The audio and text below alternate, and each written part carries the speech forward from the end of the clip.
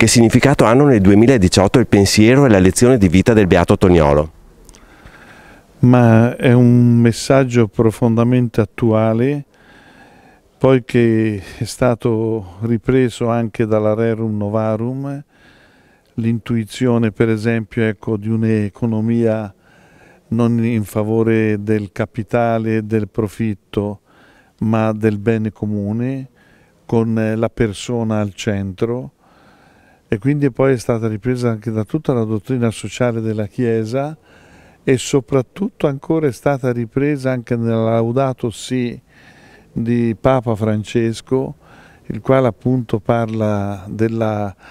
di questo sviluppo della tecnica che in se stesso è positivo, ma quando la tecnica diventa tecnocrazia, e cioè diventa più importante dell'uomo, allora l'uomo rimane soltanto uno scarto dell'economia, al servizio dell'economia. Quindi Toniolo è veramente un grande padre in questo senso della dottrina sociale della Chiesa. Giuseppe Toniolo ha trovato la via della santità nella vita familiare e nell'insegnamento. Questo vuol dire che anche una vita apparentemente normale può essere straordinaria?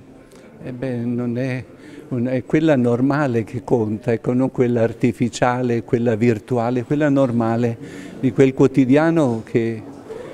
ci accompagna 24 ore in cui dobbiamo ricordarci della nostra identità cristiana, delle nostre promesse battesimali, delle nostre mete definitive di arrivo, di ciò che siamo, ecco, di ciò che abbiamo promesso nel battesimo, nella cresima. Io penso che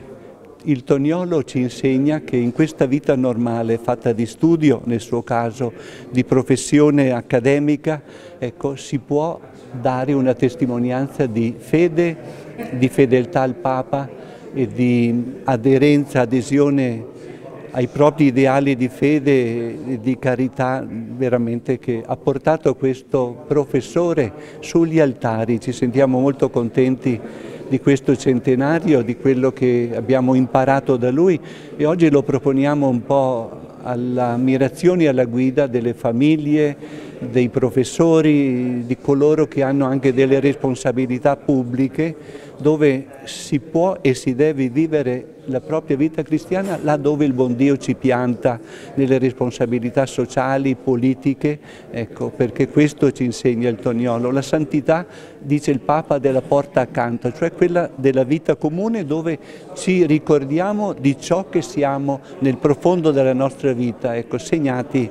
dal Padre, dal Figlio e dallo Spirito Santo secondo il nostro battesimo. Per la diocesi di Vittorio Veneto che importanza ha la figura del Beato Toniolo? Beh, una importanza molto grande in quanto è stato dichiarato beato anzitutto, ma poi perché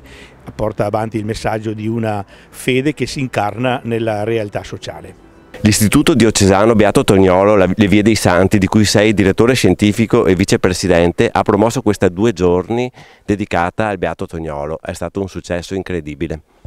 Beh, insomma, siamo dentro la vicenda di queste 2 giornate. 6-7 ottobre 2018 sono i 100 anni della morte del Beato Toniolo. Per noi evidentemente è un richiamo altissimo, è una commemorazione che sentiamo non declinata nel senso della memoria, ma declinata soprattutto nella prospettiva del futuro. Perché anche oggi in queste celebrazioni, nell'intitolazione dell'Istituto Comprensivo Giuseppe Toniolo, nella cerimonia finale del premio Toniolo, in questa solenne concelebrazione eucaristica presieduta dal Cardinale Bassetti, Presidente della Conferenza Episcopale Italiana, che ha voluto essere qui nonostante il Sinodo, proprio mantenendo fede a un impegno che si era assunto. Ecco, noi abbiamo colto la vitalità, la freschezza, la novità, devo dire la declinazione davvero di futuro di questa figura che è uno straordinario Mosè del movimento cattolico italiano, una figura unificante, uno studioso, un padre, uno sposo, un docente universitario, una figura di laico impegnato nella Chiesa, nella storia, che per noi trevigiani in particolare, essendo nato a Treviso, essendo qui sepolto nel Domo di Chiodi Soligo, è un punto davvero di orgoglio e di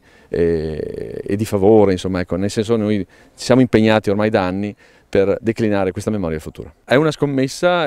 che possiamo dire stiamo vincendo, insomma, sul territorio,